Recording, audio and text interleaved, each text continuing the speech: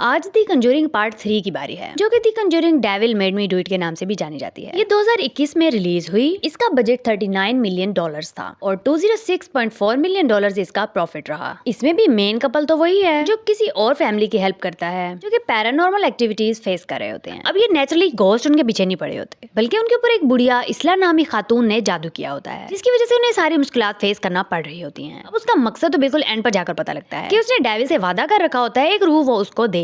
सबसे पहला टारगेट उसका एक छोटा सा बच्चा होता है, जिसको देखकर ये मालूम हो सकता है कि उसकी सोच और ज़र्फ कितना छोटा है, वरना वो एक बच्चे को क्यों चुनती। खैर, ये ग्लेट्जेल फैमिली होती है और इनका सबसे छोटा बेटा डेविड, उसके साथ ही सारा कुछ बुरा होना शुरू हो जाता है जैसे ही वो एक नए घर में शिफ्ट होते हैं। हर मूवी में मसला ही नए घर में शिफ्ट होने से होता है। अब अगर इस घर के बेसमेंट को चेक कर लेते सही से, किसी पादरी वगैरह को बुलवाकर या एड लोरेन में से किसी को, तो पहले ही पता लग जाता कि इस घर पर जादू हुआ है। वो लोग सिरे से इस घर में ना आते। खैर, फिर मूवी किस तरीके से होती, लेकिन ये भी एक इंटरेस्टिंग चीज होती कि उन्होंने शिफ्ट होना था और वो लोग पहले छान परख करते कि ये घर हमारे लिए ठीक है भी कि नहीं, वो भी एड और लोरेन के जरिए। तब इस कपल के साथ सब कुछ बुरा होना शुरू हो जाता। लेकिन खैर, इसकी बाकी की स्टोरी की बात करते हैं। फिर होता ये है कि बच्चे को काफी बुरी बुरी चीजें दिखाई देती हैं और काफी तकलीफ भी उसको सहन करनी पड़ती है। फिर एक दिन होता ये है कि एड उस बच्चे के साथ प्रोसेस कर रहा होता है ताकि उस गोस्ट को कंट्रोल किया जाए कि वो आपे से ही बाहर हो रहा होता है। फिर डेविड की बड़ी बहन का दोस्त होता है, वो फौरन बच्चे को पकड़कर डेविल से ये कहता है कि उसे छोड़ दो और मुझे पकड़ लो। यानी वो उसको इजाजत दे देता है कि वो उसकी बॉडी में घुस जाए, लेकिन बच्चे को छोड़ दे। उस लड़के का नाम आर्नी होता है। अब इस लड़के की शामत आ जाती है। आहिस्ता आहिस्ता इसे कुछ बुरी चीजें महसूस होने लगती हैं, कोई आवाजें आना, कोई बुरी बुरी शक्लें दिखना।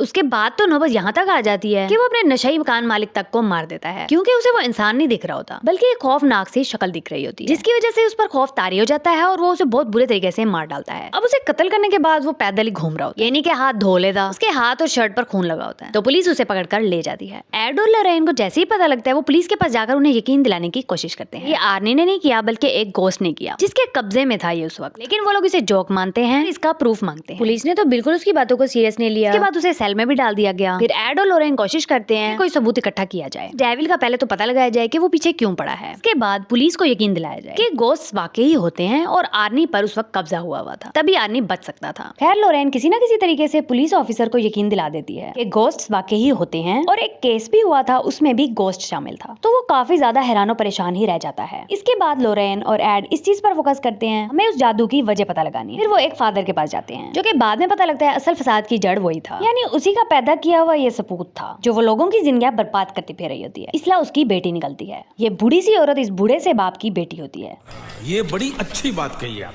खैर, लोरेन को उस बेसमेंट से एल्टर मिलता है। वो देखकर काफी खौफजदा हो जाती है। उसके बाद उस पादरी के पास लेकर जाती है और जब वो ये बताता है कि ये जादू के लिए इस्तेमाल की जाती है, वो सोच रही थी आखिर वो कौन दुश्मन हो सकता है, लेकिन पादरी उस वक्त नहीं बताता, हालांकि उसे पता होता है, ताकि एड और लोरेन चौकन्ना हो जाते। खैर, दूसरी तरफ सेल में आर्नी के साथ बहुत ही बुरा हो रहा होता है। उस पर बहुत बुरे तरीके से गोस्ट ने कब्जा किया होता है और पुलिस वालों और सब लोगों की शामत आई होती है। वहाँ उसको रिलैक्स करने के लिए पादरी को भी बुलाया जाता है, लेकिन उसका कोई फायदा नहीं हो रहा होता। उल्टा वहाँ के शीशे सब टूट जाते हैं, दरवाजे लॉक्ड हो जाते हैं, पुलिस वाले भी बहुत ज्यादा डर जाते हैं। ऐसे इसकी उनको जरूरत थी, क्योंकि वो यकीन ही नहीं करने को आ रहे थे कि ये सच भी हो सकता है। फिर आर्नी हवा में भी उड़ता है, इर्द गिर्द तबाही मचा देता है, सबको गिरा देता है। फिर डेबी, जो कि डेविड की बहन है, वो उसे समझाने की कोशिश करती है कि वापस आ जाओ, ऐसा मत करो वगैरह वगैरह। उसकी बॉडी का कलर भी पेल हो चुका होता है और वो तो कांच उठाने के लिए अपना गला काटने ही लगता है कि दूसरी तरफ एड और लोरेन उस बुढ़िया इस्ला को रोक देते हैं। और ये रोकना सिर्फ कहना आसान है, क्योंकि एड तो लोरेन को अनजाने में मारने तक लगता है। इस्ला ने उसकी आंखों में कुछ फूंक दिया होता है, जिसकी वजह से वो लोरेन उसे कोई मॉन्स्टर दिखाई दे रहा होता है। लोरेन की जान जा सकती थी, लेकिन उसी वक्त एड होश में आ जाता है। और इस सारे मामले को रोकने के लिए इस्ला की वो मेज टूटना जरूरी थी, यानी अगर वो मेज न टूटती कोई मंत्र काम नहीं आने थे। जैसे ही वो मेज टूट जाती है, आर्नी भी नॉर्मल हो जाता है, एड भी नॉर्मल हो जाता है और इस्ला की आ जाती है शामत। जो उसने ऊपर अपने बाप को ही मार डाला, नीचे वो डेविल उसे मार डालता है, जिस रूह का उसने उससे वादा किया था कि वो देगी, और नाकाम रही। जाहिर अब इस डेविल ने उसकी रूह ले लेनी थी। एड और लोरेन की जान भी बच जाती है, दूसरी तरफ आर्नी भी बच जाता है और उसकी वो दोस्त डेबी भी। उसके बाद इस्ला का जो टूल होता है जिसमें वो जादू करती होती है, वो एड जब्त कर लेता है और उसी रूम में रख देता है जहाँ पे वेलक और एनाबेल समेत कई सारी इविल चीजें पड़ी होती हैं। यहाँ एक और बात भी है, वो इस्ला बुढ़िया एड और लोरेन को भी जानती होती है। ऐसे ही तो नहीं, वो मैजिक वाला एल्टर उनके घर भी पहुंच जाता है, जो कि गेटवेल सून के नाम पर एक वाज आया होता है और उन फूलों के नीचे वो पड़ा होता है। वो फूल भी उस काले जादू की वजह से मुरझा गए होते हैं। उसी से एड को अंदाजा होता है। अब इन दोनों पर भी उसने इसलिए जादू किया कि इनका ध्यान भटका सके या फिर एक खौफ के मारे पीछे हट जाएं, क्योंकि वो जानती थी अगर ये दोनों एक्शन में आ गए तो उसका काम उल्टा पड़ जाएगा, और वो तो फिर भी हो ही गया। इसकी भी हैप्पी एंडिंग हुई बाकी मूवीज की तरह। इसका पार्ट 4 भी आने वाला है सितंबर 2025 में। इसके ट्रेलर से तो काफी इंटरेस्टिंग लगता है। Let's see. चैनल को सब्सक्राइब करना मत भूलिएगा और वीडियो देखने का शुक्रिया।